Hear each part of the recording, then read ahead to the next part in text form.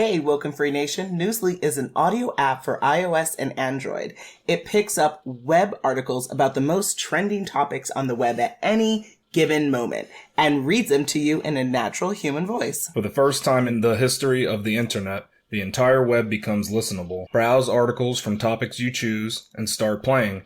Stop scrolling, start listening. You can follow any topic as specific as you like, from sports, science to Bitcoin, or even one of your favorite celebrities. It will find you the latest articles and read them to you aloud. And they have podcasts as well. Explore trending podcasts from over 50 countries. Our podcast, WokeNFree, is there too. Now let's get into the episode. Hi, it's Natasha. And Khalil. And we are the co-hosts of WokeNFree. Thank you for tuning in to our 287th episode of WokeNFree. If you've been tuning in every week for WokeNFree Wednesday, you know that WokeNFree is all about being real and honest with each other and you. We talk about everything and anything important to us, you, the world, and nothing is off the table.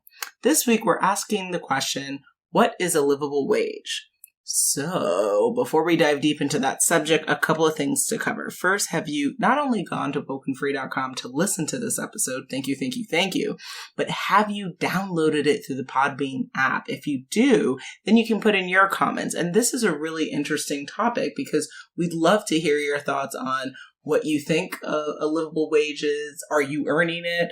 Should it be higher? Should it be lower? There's so much to talk about there. So please get the Podbean app so you can put in your comments. Now, if you listen to podcasts on a device where you can't put another app like the Podbean app on it, it's a little bit sad. You know, a couple of tears will be shed. But fret not. What you can do to support WokeNFree is go to WokeNFree.com, go to the Listen tab, and then pick your platform of choice where you're going to listen, follow, and subscribe to the show. So we're on iTunes, TuneIn, Stitcher, Google Play, YouTube. Subscribe to our YouTube channel, SoundCloud, iHeartRadio, Spotify, Pandora. It's a WokeNFree world where most podcasts are. You will find us, so no problem there. On WokeNFree.com, you can also click to subscribe to follow the show through the Podbean app, which is really, really helpful. Please do that. And on social, you can follow, like, share. We're on Facebook, Instagram, Twitter, YouTube, TikTok, Pinterest, LinkedIn at WokeNFree. And then if you have 90 seconds, which is more of a statement, less of a question, then what you can do is go to WokeNFree.com, go on the Listen tab, and then pick your platform of choice where you are going to give us a review. And we thank you in advance for your 5-star reviews. Fantastic. Kicking it to you, Khalil. All right, then before we start the conversation, why don't we share a little bit about ourselves? This week, we are asking, would you rather pump your own gas or have someone else do it? So, are you a hard worker or an elitist? Is that really the question? It's a tough one. It's really deep. It digs deep down into the soul kind of thing. Or are you really trying to get at something where you're trying to say, like, no, I'd rather, like, charge my car? Like, are you for the environment or against it? Like, I mean, you're jumping a different way, But I mean, that's not even part of the options. You're making a new option. So to say I'm not doing that. Gotcha. So you're not going that direction. No. All right. Well, the lazy person in me would rather have someone else pump it. But, you know, that also means that you're giving trust to the person pumping it to do it correctly and not blow you up. So that's interesting. But I think I struggle with trust. But I still ultimately would rather someone else pump it as long as they're trustworthy and they're not attempting to harm me or anyone in That's the funny, vicinity. your response. It was definitely not what I expected. Oh, I expected okay, cool. Yeah, because, I mean, at least You years didn't think I ago, was going there? you would always just say, of course I want someone else to pump my gas, because that's what we used to have that option, and it was certain places in New York, and you would always go to the full service. I would, but I haven't had that in a long time now. So now your option More has kind of contemplative. changed. That's so funny. I wouldn't have guessed that from you. Cool. But, I mean, I would also just have somebody else do it, and there's no contemplating. If I had the choice, I'm going to let them do it. The only way I want it is if there's a line to wait to get somebody to pump your gas, then that's not worth it to me. But otherwise, I just chill in my car because then I can sit there and I can be on my phone or something and Gotcha. the person finishes and then we're all good. I mean, I trust them to do it unless there's something wrong with the gas tank. And that has happened to me in previous cars where you have to keep pressing it and It's a evaporation issues with it, so that's the only problem. If you're having like some car issues with your tank, then they might not fill it right. So that's the only problem with that. But gotcha. Usually I'll just always go to the full service because that's easier, stay in the car kind of thing. And that's what somebody who's living with a good wage would do, right? They would want somebody to... It's an assumption, but sure. Yeah, but I mean, technically it doesn't matter. I mean, you could be making a good wage or not a good wage, but either way, somebody else can pump your gas because they don't charge for that. Gotcha.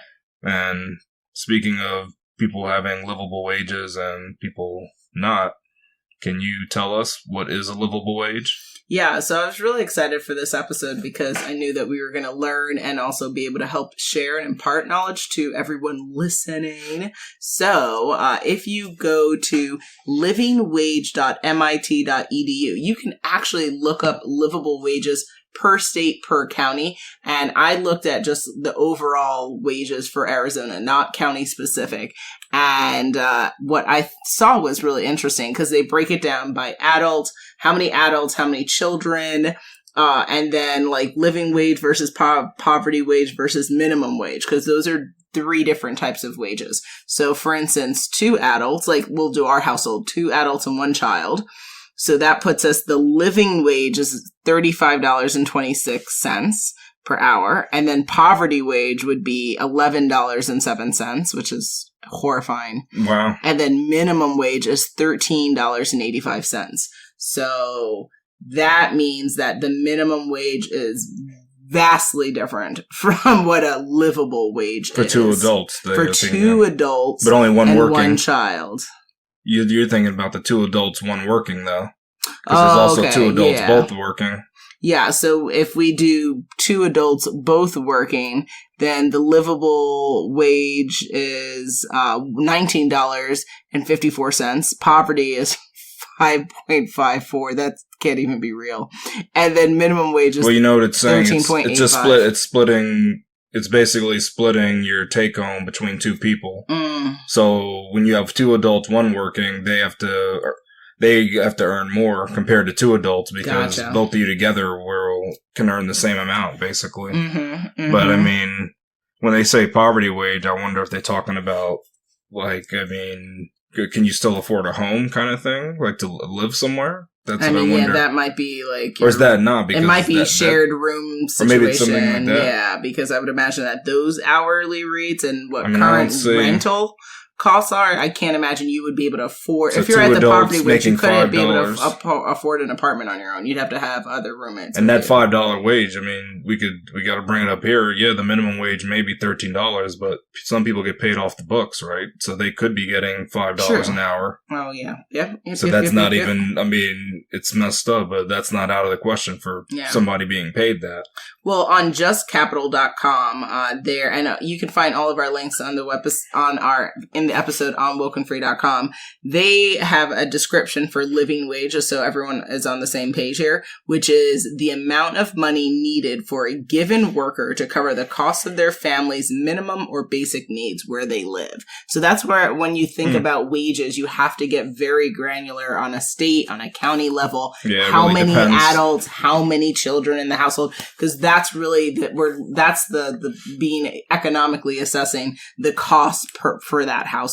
So like, what are basic needs? The site goes on to say there are a number of leading research organizations that produce living wage estimates for the U.S.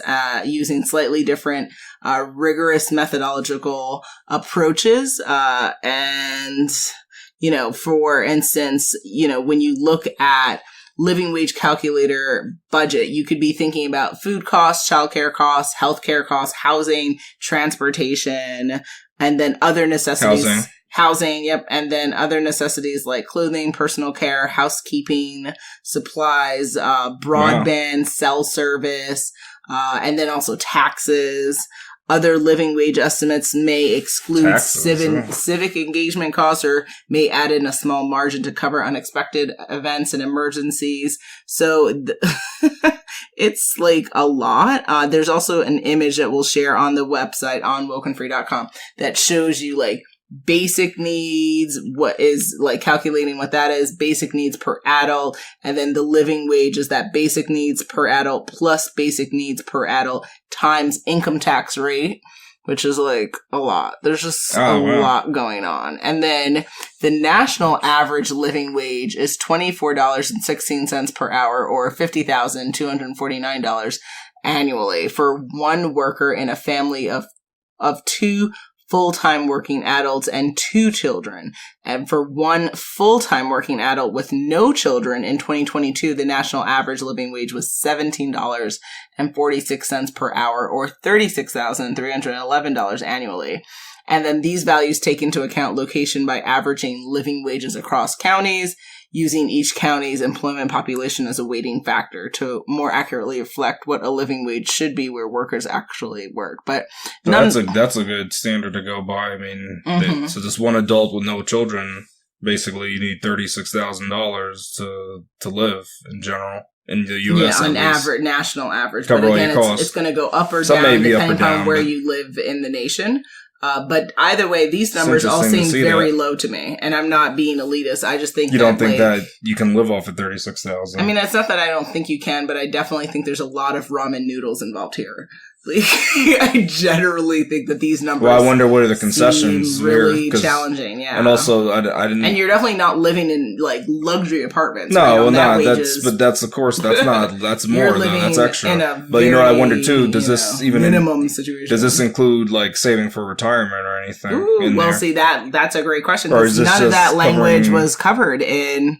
I mean, maybe that would fall into, if depending upon how you calculate costs, maybe that could be like the other necessities. Like, but see, they don't list. Didn't seem like they talk about taxes, right? But they don't talk about retirement. That's a big problem, right, with these calculations. So that's probably why they're lower than that you hard expect. part. Yeah, because if you were thinking about retirement funding, you probably need a minimum of another $10,000 to $20,000 on top of the numbers mentioned, because you have to at least save at least $500 a month for 50 years to really be able to get a little bit of a nest egg for yourself. Yeah, and a lot of people are not saving that. That doesn't take into account retirement or just I forgot, like emergency fund expenditure, because you also want to have an emergency fund too. So ooh, that part, well, yeah, that also was that language was not referenced in there as well. And then also on WokeNFree.com, you'll see additional images that we'll include, which show and break down what are typical expenses again in the household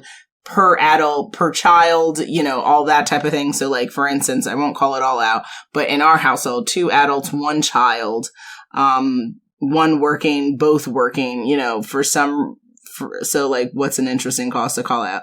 Ooh, so housing. So that would be $14,990 for the year. That's interesting. And then they would say that required annual income after taxes would be $69,962. If you have 1 child. That's the average, right? This would be... Or what is this? These values... I think it would be the average. Just average. It's not like a specific area. Did I pull this from Arizona? I may have pulled it from the Arizona numbers, actually, yeah. Oh, all right, so it's more specific. Yeah, then. so it's going to change per state, actually. So it's just really interesting. I don't know. It just, to me, another one, food costs for the year, $10,702. I wonder why I think that's low. The transportation costs are so high, though. It looks like they're almost as high as the $11,690. As the housing, yeah, at least on because when you have 2 maybe children. On average, people in Arizona are commuting, or most people do. I mean, I wonder, like, does this data truly reflect the increase of remote workers? But then that begs the question: how much of the nation, on average, is now remote versus in person still? I don't think it's that many. Yeah, I think maybe if remote workers made up like 20%, I'd be surprised. Like, I still think majority of folks are going in, or at least hybrid minimum. So taking that into account, technically their transportation costs could go down if they're doing remote. Yeah, and this was for Arizona. Yeah, because I remember, like, for instance, typical annual salary, management was making $107,000 and change. Okay. I thought legal, that was interesting, 84 and change. Oh, wow. Protective services, 48,000 and change. Architecture and engineering is 87,000. Interesting. Yeah. Computer and mathematics, 91K plus. Oh, wow. Fascinating. So that's up there. Computer and mathematics. Interesting. It's a lot. It's a lot. But then transportation and the material moving, 40,000 plus. Interesting. Wow. Interesting salary distribution. If we look at what's kind of like a common job, is it food preparation and serving related, 32,000? Office admin too, like 41,000. Okay, that seems really low for Arizona. Like that seems... Wow. Like, again, these numbers, I feel Sales and related, 33. To be honest, like, it just seems so expensive to live in the United States that I feel like anyone making less than 70,000 is, like, really struggling.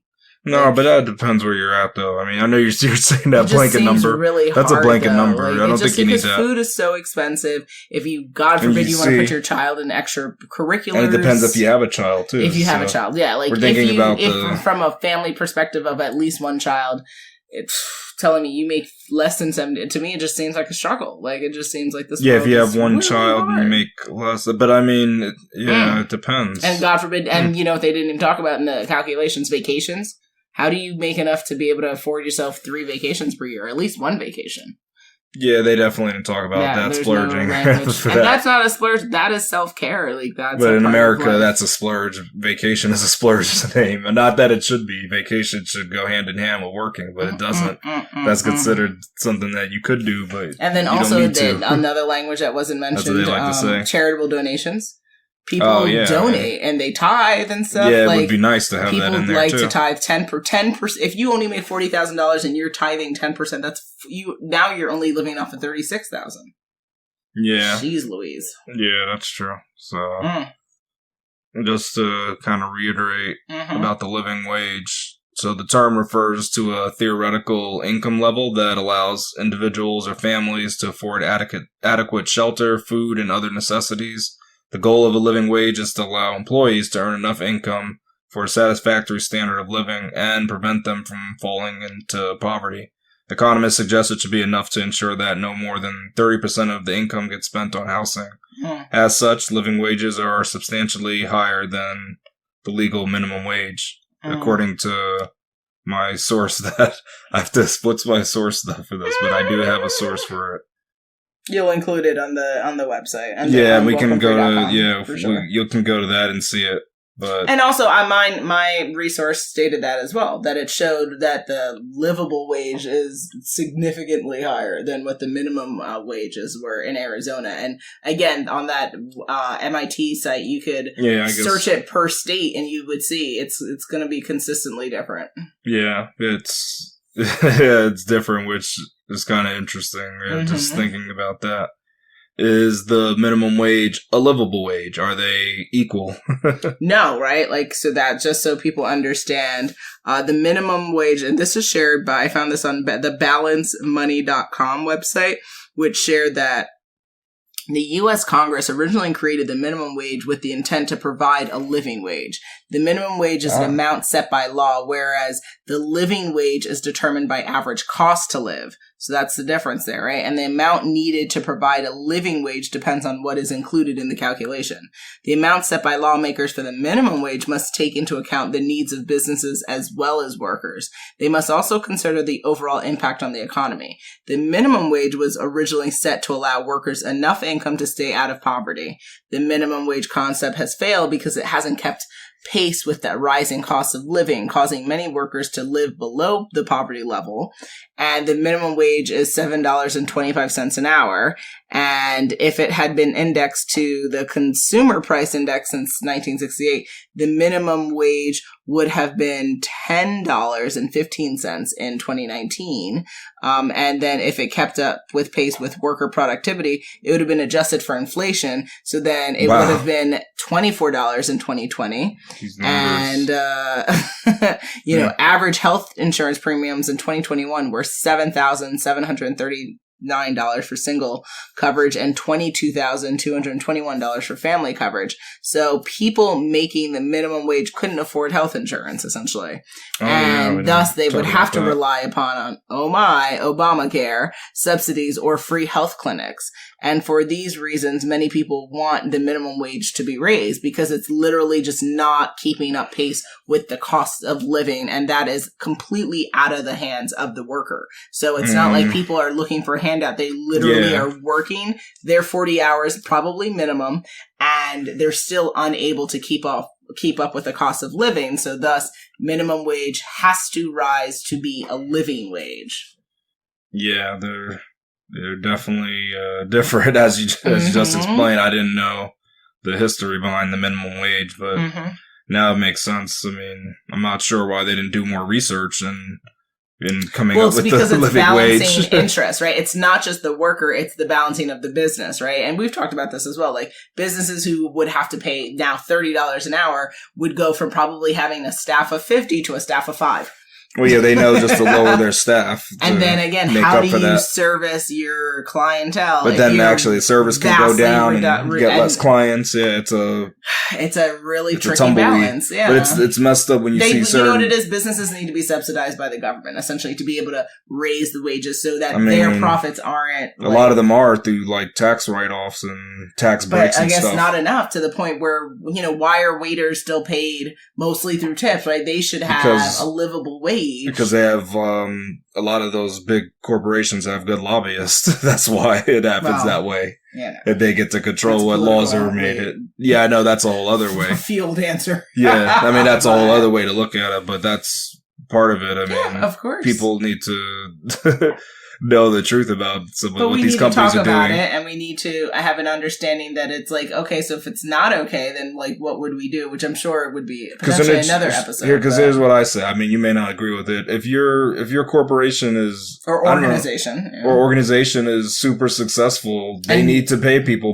a living wage. Everybody that works throughout the company. I know you might not agree with that. Where the subjectivity comes in. I think they do. Is success meaning they keep a profit of 10%, 20% per year? If their profits rise by 10% each year, they could pay people a living wage because your profits don't need to do that. That's the thing. I mean, it does that for investors, and investors like it, but you need to, like, people should be able to live since you're just raking in the cash, and some people are taking home even like these huge bonus checks. So that's where I struggle. So it's like, wait, they took bonus checks? Maybe don't do that. Like the huge ones. And I'm saying huge, I think a bonus check less than $100,000 per year is completely acceptable. Yeah, once we get into some weird, seems very odd. Once we get into the stratosphere, then we should say $5 million bonus check. Because give them that if everybody is wild. If all your employees are well paid and they're partying and you can afford to get that type of thing, then go ahead, go ahead with your bad self. If all your employees are making 6 figures or above, and you're still able to cut a check like that, then have at it.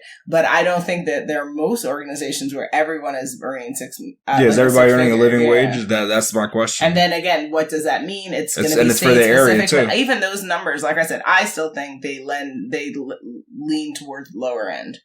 To be honest, because again, we threw out other calculations that weren't a part of that.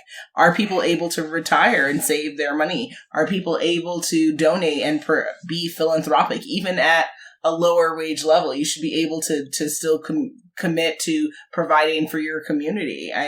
Well, you know what could happen? I mean, all right, don't subsidize it goes into another way, and we've talked about it. Maybe the businesses, they could pay whatever they want, but the government has to make up for that. The difference. So it's like interesting. It's like, oh yeah, it's a little bit different than universal basic income. It's a little bit different because it's only for people that aren't making the living wage. Yeah, so they would make them all. Aren't the taxpayers pay for so we pay for our. Of course we pay for ourselves and others then, and a lot of people are not going to want to do that. That's what a community is, right? Because then that's raised taxing, but then are our incomes being raised to be able to afford that extra tax that we're now paying, right? Like, how is that? Technically, it should be on a scale, right? So the more money you make, sliding scale, the more you pay towards it. It wouldn't even follow. But then that's again the normal punishing taxing. the rich. But I mean, because it's a part of being a part of a community. Yeah, instead of stuffing your coffers, maybe you could help out your fellow men. Stuffing your what? Coffers. It's a phrase. I don't know what it means, but I like. Who said that to you? No, I've seen it written before. They put that. They like to write that about rich people. Read different things. No, it's been said it's been said a lot. Coffers, stuffing coffers. It's making me very uncomfortable. Stop saying it. It's a weird. I don't know what coffers is. It seems weirdly odd. Stop it. It's a weird thing. It's not coffin. It's weird. What are the pros and cons for increasing? Well, actually, no. Did you have anything else that you wanted to say on that? Or well, I mean, you pretty much covered the things I would have said. Though the only thing is I guess, but it's mentioned is that the minimum wage it can only be increased with congressional action. They don't have any. I mean, we talked about there's nothing in place where it's like regulated by law. Yeah, but they didn't even put anything in place where it's like every 5 years it goes up by 10% or anything. They don't have nothing in place. They just literally have to act on it to raise it. It doesn't raise on its own. And could there be an executive order that trumps it or no? That I would have to. I mean, you could, but it could be illegal too. I mean, executive order, you can do anything you want, but if it's illegal, then they'll strike it down. But technically, that could happen too. But people don't like that because that's not a permanent fix. Imagine that. Shout out to Biden. I mean, some people wanted that, but it's not a permanent fix, though. That's the problem. It gives you a temporary relief, but it'll be gone with the next term. People's minds would lose it if the minimum wage went from what was it $7 and change to $30. Woo, but that was in 1961, though. It was 7, isn't it? More now. What's the federal minimum wage right now? We'd have to look that up. I want to know what the federal minimum wage is because. I mean, that's pretty important. I thought it was risen, but I think it was still closer to the $7 change. I thought that was the most recent one, but maybe I'm wrong. Oh, so it is so more. It's $16.20 per hour is the national. Yeah. Okay. So because I mean $7, I think that was the 1968 one. Gotcha. From what you were looking at, yeah. Because I was gonna say I knew they got to the double digits a while ago. Okay. I was afraid that it wasn't. I was like, I don't know how people are living. But it's funny because that's the federal, but I thought the states could have a lower but that's weird though because maybe I wonder if that's correct though. That might. So look up what the state minimum wage is in Arizona. Let's see what that is. You know what? That might not be correct. That might be because of a executive order. Because I'm looking and I see that it's actually lower. That's what I thought. Because Alabama looks like they have it's at 7? That's 7.25. So you may actually... Let's go to this... What is this thing here? Oh, you might... Yeah, you're actually right then. I thought it was 7 something. That's why I said I don't understand how people are living. Because you're right. I couldn't believe it's that small. Sense. I know, that's why I said, what do you mean? All right, so the federal minimum wage is $7.25 per hour. It's not funny. That's the minimum that you can be paid, regardless of what state you live in. So that's good, sweet Jesus. I mean, that's $15,000 a year, and it's $290 for every 40-hour week. $290. I mean, people spend more than that in one food shopping trip to Walmart. But depending where you're living, that $290 can go far, right? But like I still stand by my statement that there's a lot of ramen noodles involved here. I mean, that's crazy. This is completely absurd. It's still super low then. Okay. Yeah, I don't know what that means. I mean, you can't even get a cab ride for that. I mean, don't they start at $4.99? I mean, no, not if you're in one of these states that don't pay anything. I mean that have their minimum wage is matching the federal minimum wage. Alabama is at that. They don't have a minimum wage in effect, so it's just the federal minimum wage that takes place. So, see, that's what it depends where you live, I say. Yeah, it's per state. Remember, that's the calculation. It's per state. But I'm saying, the cost of, their living wage, the living wage of Alabama is a lot different than the living wage of anywhere in California. Of any county in California. You're talking premium, I don't think there's any place premium in living in Cali. Yeah. Shout out to California. But okay, so then what would you say are the pros and cons for increasing the wages, specifically minimum wages, so that it is closer to, if not equaling, the livable wages? Well, for the pros, I think that earning more allows the individual to afford their housing costs without worrying about receiving the next paycheck. Yep. So a lot of people are living paycheck to paycheck and just hoping for that next check just so they can pay for their expenses that they've already incurred. But I think if you increase the wages to, I mean, technically it'd have to be above even the living wage, the livable wage calculations. I think they're a little low for this to not live paycheck to paycheck, but just increasing the wage would give you this peace of mind. The second thing is that less people would live below the poverty line because the U.S. has too many people below the poverty line. That's crazy. Yeah. In this land of like opulence, no, that doesn't. I thought you were going to go into "This land is our land." Oh, that's a good song. California. Is that how that goes? I don't remember how it goes. Then I thought it was "This land is your land. This land is my land." Mm-hmm. And then I don't know the other lyrics. That stuff. I don't remember it. I was like, that's amazing. We're gonna. I can't remember that song now. I can only remember like children's songs that I have to sing each day. That's the ones that I remember. But the third thing is that crime would likely go down because people can work a normal job and afford their life instead of looking at how to make a cheap buck.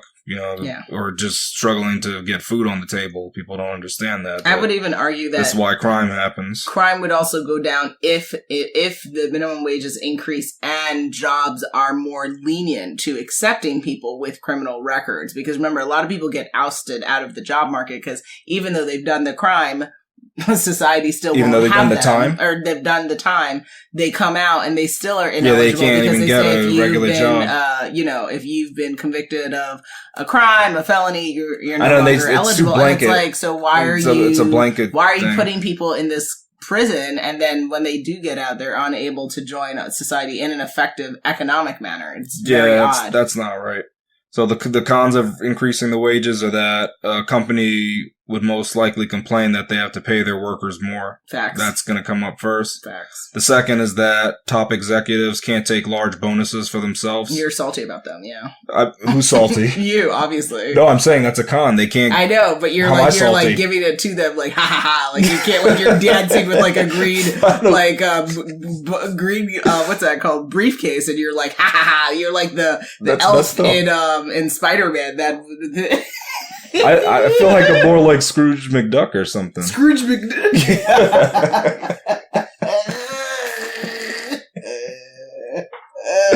That's a shout out to Disney Plus. Watch some DuckTales. Aren't you combining two different? No, that's what his name. No, he's in DuckTales. Oh. They combined it. I didn't make that up. Yeah, isn't that funny if I did just start combining names? I mean, that's what they do with some characters. You're an evil goblin. But no, I'm being nice because I'm listing that as a con, and if I listed it as a pro, you're like happy about it. You're like, you can't get paid. No, they can't. No, you can't take large bonuses. I didn't say you can't take any bonus. They still get their bonuses. Like I said, anything less than 100,000, I think, is absolutely because look, welcome. Here's the cool thing about the U.S. Even if the taxpayers bail out your company, you still can take a bonus. That's what the bankers did. So see how that's cool? Facts. I didn't know that, but that's just how it happens. Cool is, one word to describe it. I feel like everyone who lost their retirement fund might see that a little bit different. Yeah, but at least the bank a little bit different. Yeah, but the top bankers, they got nice $1 million checks. Isn't that nice? But they live in nice houses that require those checks. So if you say so, I mean, maybe that's what it's about. And the last thing is that a company, they might not be able to overcharge for products or services to meet the expected profit increases for the quarter. Because that's what it's all, I talked about it earlier. That's what it's all about is, did your profits go up? Not that you have great profits right now, but did they increase? Oh, they didn't increase? We're sad then. You're sounding like that's a very, very interesting Democrat. No, I'm saying that's a con, though. Because you should... but you're quite happy about it, though. You're quite joyous about it, actually. You're like singing it. I hope I maybe this is a growth mindset. Then. I'm listing cons. I had to come up with stuff. You're trying to encourage the people who are on that list to welcome this experience. Oh, really? Them. Yeah. I'm just telling them there's just some of the cons if you increase the wage. This frown upside down. I'm just saying, careful. If you increase the wage, some of these things can come to fruition. And that sounds like a good thing to us.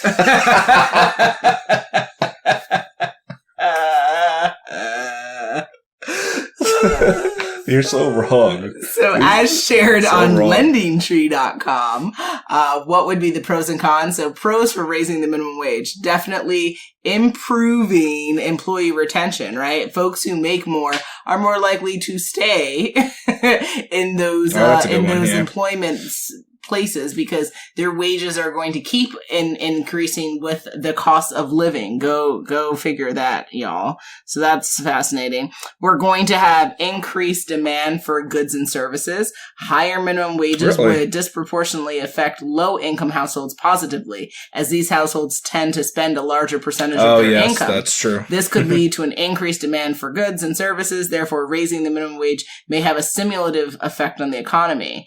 I say you got to be careful with this, though. I mean, this seems like the exact opposite of the like Reaganomics thinking. Yeah, is that the trickle down economics that if you give tax breaks to the rich, they're gonna pay more to the poor people. And I don't know. I mean, this could what they're work saying out. is people who have less money are now going to have more money, and the people typically in our society who have less money are spending more in the stores. And so if you give them more, they're more likely to spend more. They might not save more. They're thinking.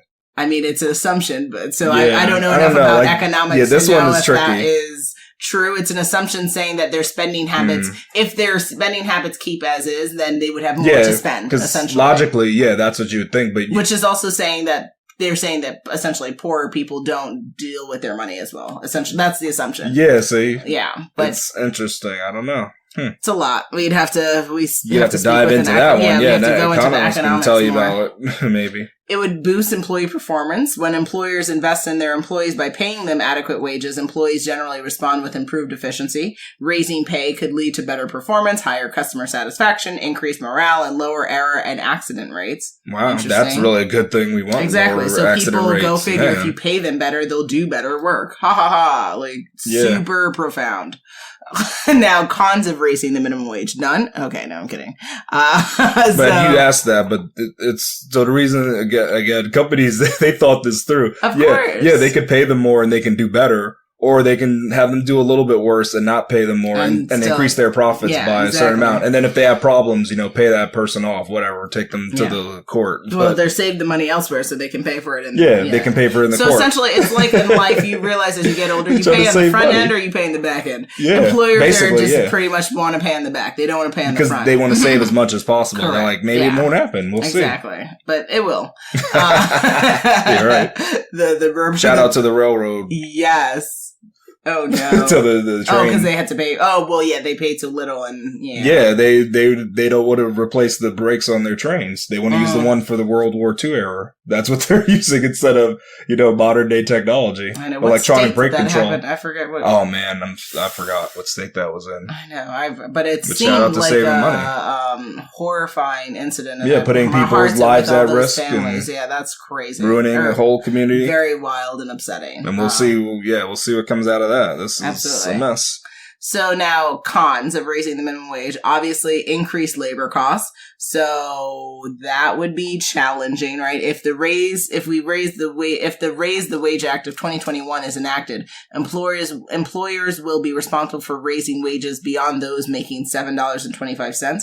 Every employee making between $7.25 and $15 will experience raises until their wages meet the new federal minimum. Employers may also feel pressure to give raises to employees already making above minimum wage, adding additional labor costs, and then certain industries would have a more difficult time accommodating the federal wage increase. Restaurants, for example, typically operate at an average profit margin of 3 to 6%, leaving little room to pay higher wages. That is challenging. Yep. And then in Pennsylvania, over half of minimum wage earners work in the restaurant industry. You're talking about a substantial portion that falls in that category, according to Alex Halper, Director of Government Affairs at the Pennsylvania Chamber of Business and Industry.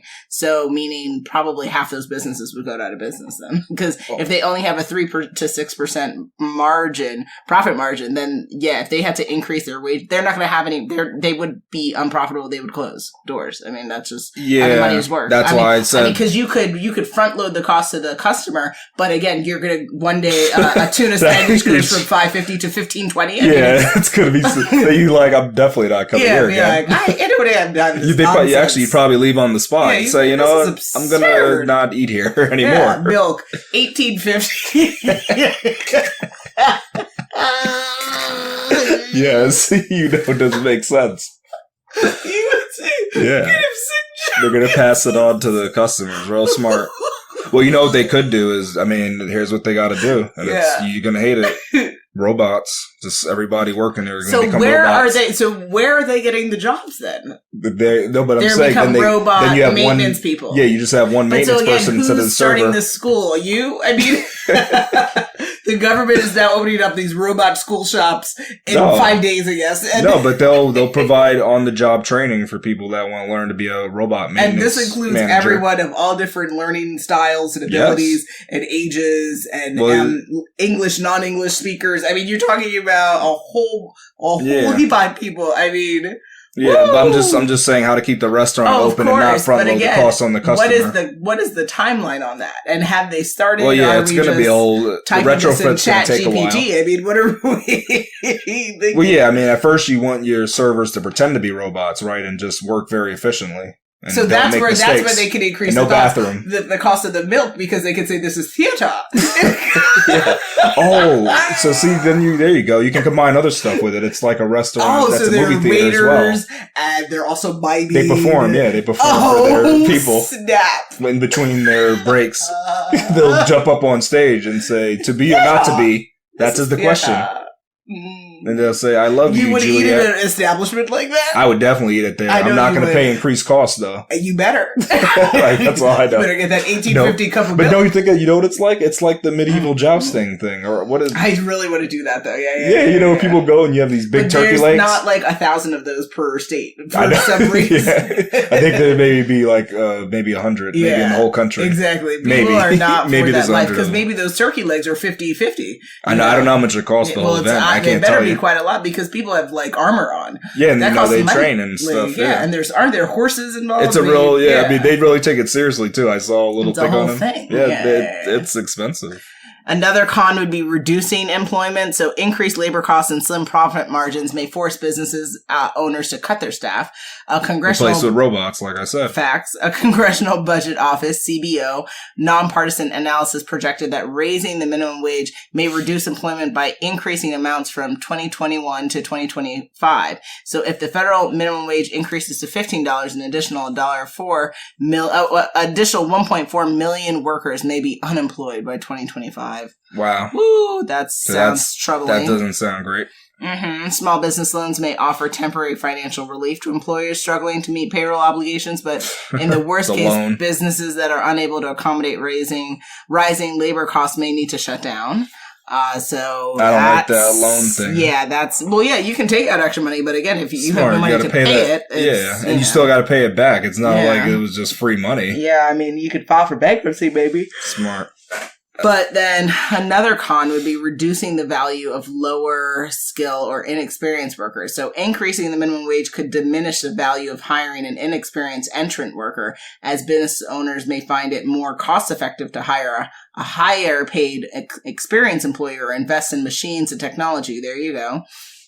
And then among those who would be unemployed as a result of the minimum wage increase, teenagers, less educated, lower skilled workers would be disproportionately represented. So again, we would have inequity amongst probably. Because you're like, why do I want to pay people of color? And, why do I want to pay so much money for this person? Oh yeah, if you're saying, when I can just might as well pay you $20, I'm going to pay for someone who I'll pay a little bit more and get someone with more experience. Yeah. So you would have people who are usually more experienced who struggle to sometimes find jobs now be able to be more. Yeah, they actually be more in the they'll but just then want them. The newer people, teenagers, young how people, they get on the ground floor, less English, speaking, would really struggle, and so that's not cool at all as well. Wow, so those are some extreme cons. That so actually affect. It's definitely not like an easy situation where you're like, of course, just increase wages. Like, if there's no problem. Like, I mean, that just again, you know what that does? You pay in the back. It just highlights the problem of capitalism, right? It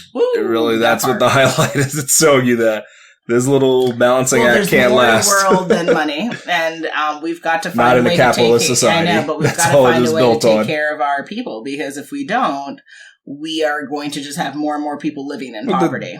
And then, as you said, that eventually increases that fails. crime, and then that it creates fails, the system will topple. It messes up your whole society. Have, 1% living great and everyone else living like garbage. I know, we need to just be more caring for each other. I know we're so greedy, but come on. Like I said, that's the reality. That whole mentality that man, I no matter what, I don't want to pay for that person. No matter what, Yeah, be like I don't want that any of my person tax who's money a going human there. being who deserves to have a family. But you're doing deserves- well though. Who cares? You don't even. I mean, you have so much. You don't even look at your numbers in your account. Who cares then? Like if you're at the point where you don't look at the numbers in your account, I think you should be okay. Well, yeah, with I mean that's why people say like they helping look at others like out. billionaires, like multi-billionaires. If they just gave like 1% of their funding that they have into the system, it would really eradicate some of our issues. They could give up some of their stocks and keep still like a controlling interest because I know they still want to control their companies, maybe but do stock options. But yeah, like if that, like to me, it just doesn't make sense. Like we choose to have a society where we build, these kind of really, really wealthy establishments or people, and then we have so many millions of people really struggling.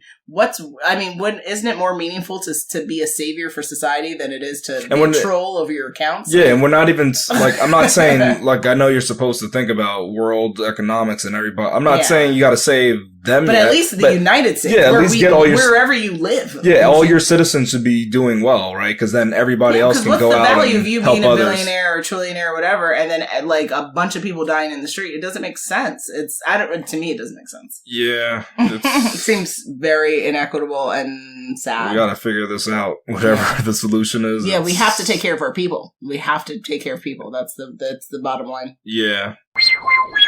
Here we go, yo. So what's the scenario? It's scenario time. Scenario 1. Benazir has worked at his auto manufacturing job for 12 years. After deciding to move forward on a house purchase, he decided to talk to his boss about a possible wage increase. Considering he has only earned minimum wage for his time at the company, does it make sense for him to receive a pay increase after talking to his boss? I mean, is this like a real question?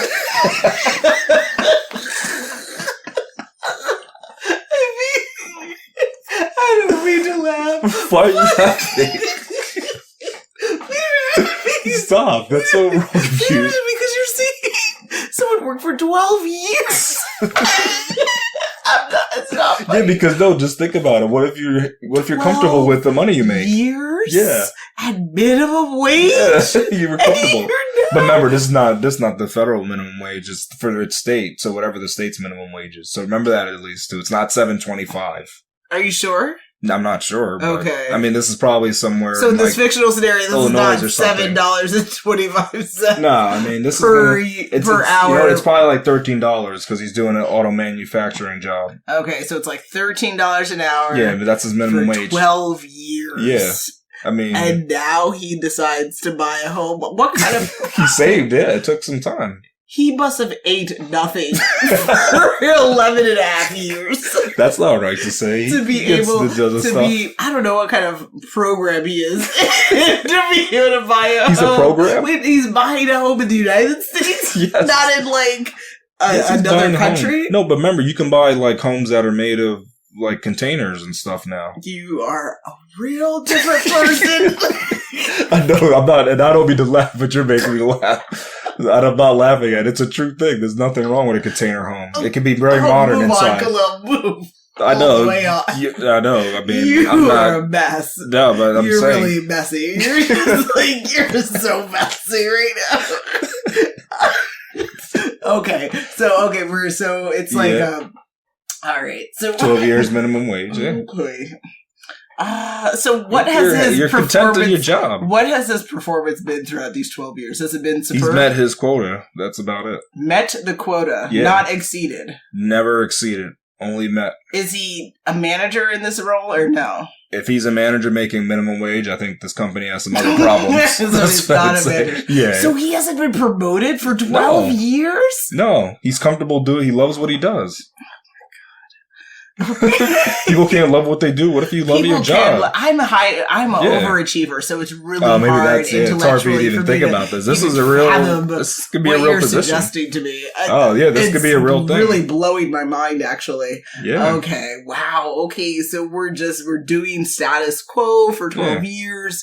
supposedly in some type of situation allowing for the home purchase. Yeah, so you can't judge him on this that. This isn't a home in Meta. This is like a real. It's a real house. Place. He wants to live. He's not that Meta 12 years. isn't real, but I'm just saying physically there's walls around but you. But a human can't live there. That's the thing. Facts. We're not at that point yet. All right.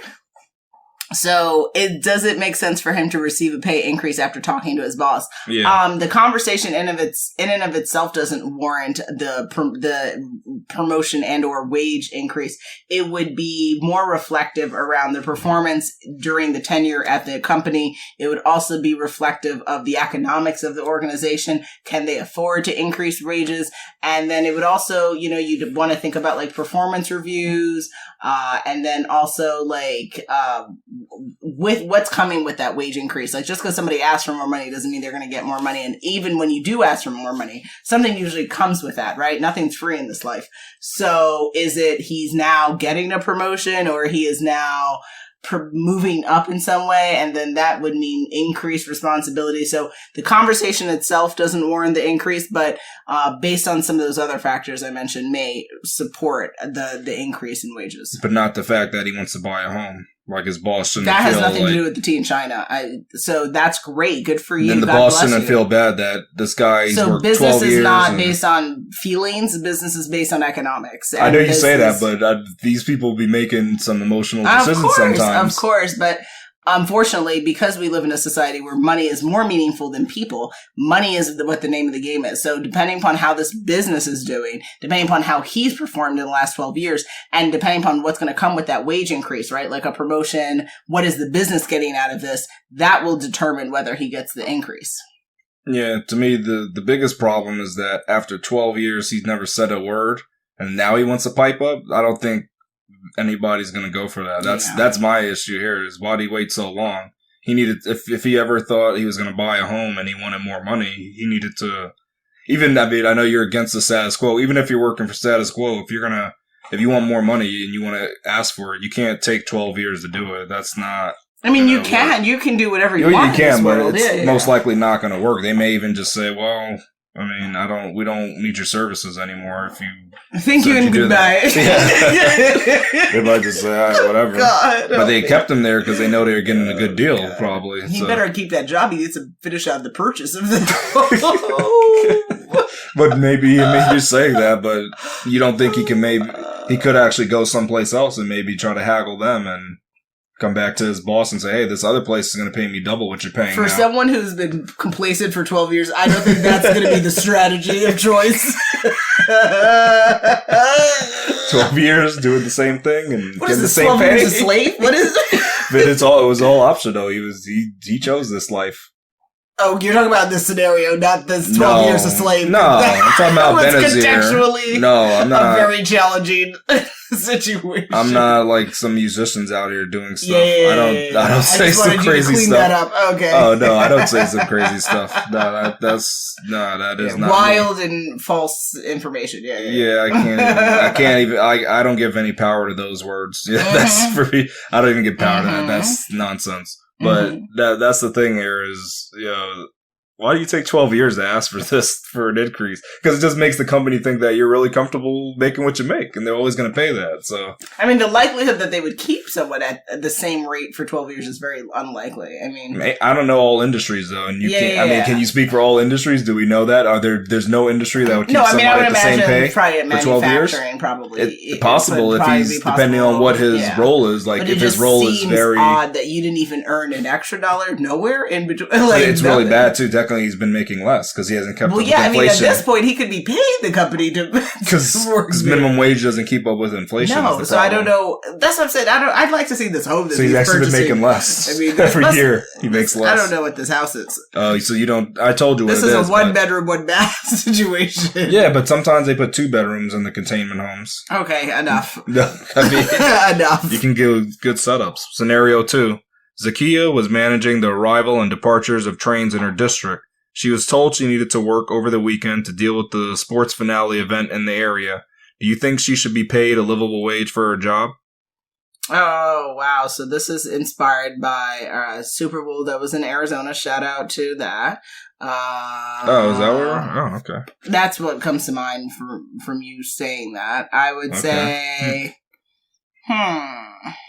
I mean, I'm an advocate of livable wages regardless of weekend or weekday working shifts.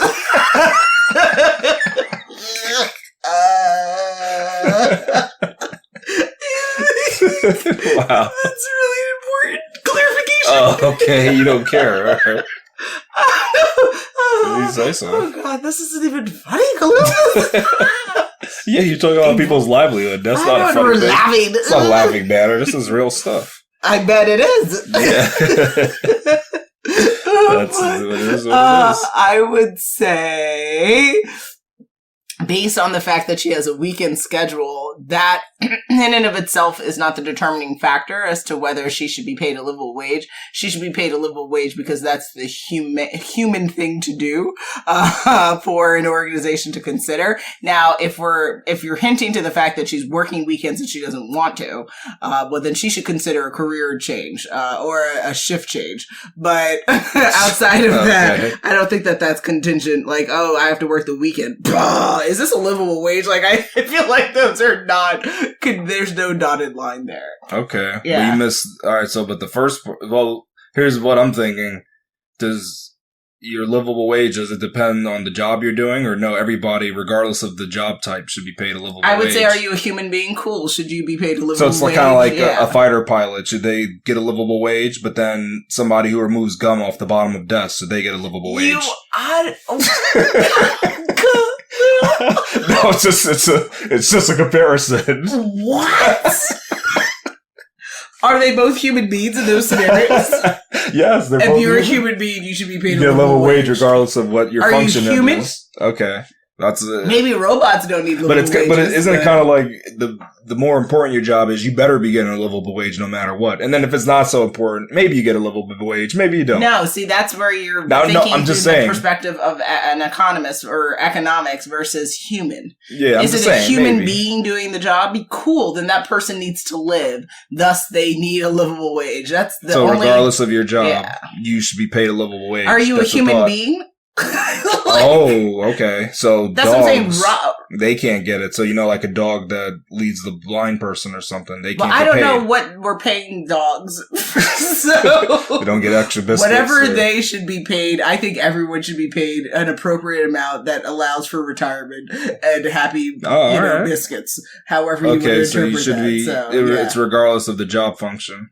Yeah, I'm not, again, that's what it should be, though. Human person is more meaningful than any other person. I know you and I see things differently, but we're talking about human beings working, whether it's scraping gum, painting houses, leading the nation, fighting wars. What if it's this, though? Watch this. What if it's someone for a living, all they do is sleep on mattresses to see which one gives you the best sleep? Is that their job? Yes. Then they should be paid a livable wage. What if it's someone who tests beer to make sure it's of the correct alcohol content? Is it a human being? Yes. Then they should be paid a livable wage. They get paid a livable wage for being drunks all day?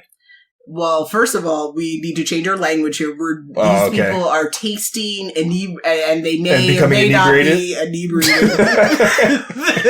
That is their business, Hello. You need to mind your business and drink your water. It's 2022. Drink your water and mind your business. Oh, I didn't know that. Okay. And we need to be a little bit less judgmental. All right, so don't judge that. If they happen to have a job that allows for inebriation, God bless them. Okay. And that sounds fabulous. But if they're human beings, they need a livable wage. All right. Just making sure so you're not going to find any kind of like, hey, that's... Are you human? Wow, all right. That's my my parameter, my stance. That's if you're really a human all it is? being, you need a livable wage, because otherwise you're saying that they're human beings that don't deserve livable wages. Tell me how you think that makes any sense to say or to think about another human being. It doesn't make sense. You're saying some people don't deserve to live? a good life? Is that what we're saying? But is that what we're thinking? No, but it's kind of like you're living a good life already because you get to drink beer all day. Do you need money? But is that the majority of people living on this earth? I mean, or in this country? No, you don't need that many man. of the beer exactly. testers. And even if you're just jelly, and that's you. That sounds like a you situation, less of a them situation. If you want to go ahead and drink beer and you don't even like beer, that's your business. No, I'm just telling. This is not a personal thing because I think everybody should get a livable wage. But I know that there's some people that would say, they're just jealous. They're haters. Haterations. That's not real. Those, they're going to say that's not even a real job. How can you get a livable wage? Taste testing is a real job, and if you are interested in finding out how to become a taste tester, you should do a Google search. But it's funny too about those jobs. Those are the jobs that they never pay minimum wage. They always pay a lot more. Of course, exactly. They don't even have that issue. Getting inebriated and getting more money. It sounds phenomenal. They always get the livable wage from those type of jobs. So. Exactly. God bless them. That's Scenario 3. Maggie has earned the minimum wage for attending to puppy daycare. She needed to move closer to her mom to provide assistance. Since her commute time has increased, would it make sense for her to earn a higher wage? Okay. So she gets minimum wage because she works at a puppy daycare, needs to move closer to her mom to help care for her mother. I imagine her mother is aging or is needing health assistance and support. Since the commute is increased, would it make sense for her to earn a higher wage? Because she has more commuting, which means she's spending more of her income to do the job there. I mean, really, what she may consider is actually, like, I don't want to, I feel sad for the puppies at the daycare, but, dog walkers actually make quite good money a lot of times. So she may consider going privatizing and actually just doing dog walking. And yeah, they're not puppies, but, earning $5 or $10 compared to $20 or more sounds pretty darn good. So I would consider that. But she could also advocate for herself at the puppy daycare and see if they're willing to pay. They may laugh at her, but I mean, they would laugh at her, but she gotta drive farther now. Yeah, they may say, like, that sounds like a you situation. And wow. I mean, some employers are just like that, sucks to be you kind of situation. I mean, but let's say she's been overachieving for some while, too. Then they're more likely to be amenable to that, but then, she may have to do some theater for those puppies. I mean, really? But that's what you have to do. The puppies need a lot of attention. So she's already doing a lot of stuff. Now she's got to, prove that she's like part I said, of SAG. I personally think the best she's part of SAG. Yeah, the Screen Actor Guild. This life is because you want her to pay that yearly or that annual fee of how like at dollars. Cold Stone, how they'll sing for you if you give them $1. I mean, I don't want to say it like that, but you're doing it. Oh, God. They better not take the whipped cream to their mouth either. I mean, there are some things that I've seen in my life that I will not repeat. Oh, okay. I'm just saying what they shouldn't do. But what I'm saying is, you put a couple of things in the bin, and then all of a sudden they're singing about ice cream. It's a whole thing. Can you drop pesos in there? I'm not sure what is the currency of it. Oh, okay. I'm just wondering because, I never thought about that. What if you but I have seen that. People Zed or Chet, whatever. I've seen other currency, not recently, but in the 90s, people used to put different currencies in there. It used to be a thing. I'm not sure what put Canadian in there too. Would think of such. So I've seen pesos in there, but muy bueno. I've seen Canadian coins in there too. Oh, I might. I mean, not that. Not that. What is it? Sorry. Yeah, I mean, that's one. I don't. There's another one that's like real common. I forgot.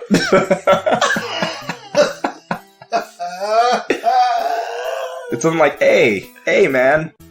I don't know. Hardly. Do they say, hey? Obviously, you're not part of the SAG. They say, hey. But. Oh, well, that's a different story. I mean, I might be part of a better one. Than SAG? Yeah. Okay. There's different ones possibly. But what I'm saying is most likely, if she's an overachieving employee, they may consider the request. But personally, I would look into privatized dog walking. She'll probably make more money, have more autonomy with her schedule, and probably be able to get more money to be able to probably move or get closer to where her mom is, since she now has to, deal with family stuff. Okay. I mean, I think if as long as she's been performing Well, I think she could actually ask for some more money. You can always ask. But actually get it too, whether though. They'll actually approve the request. Yeah, I think she'll have a shot. You can always advocate for yourself, man. And she could show, like, look how many times I've been bit. You better pay me more. I'm out of here.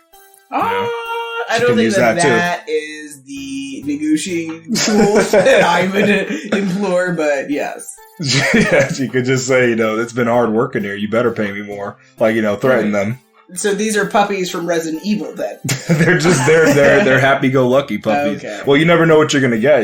People bring different types of dogs. Like a box of chocolate from Forrest Gump? That's how daycare is. You never know what you're getting.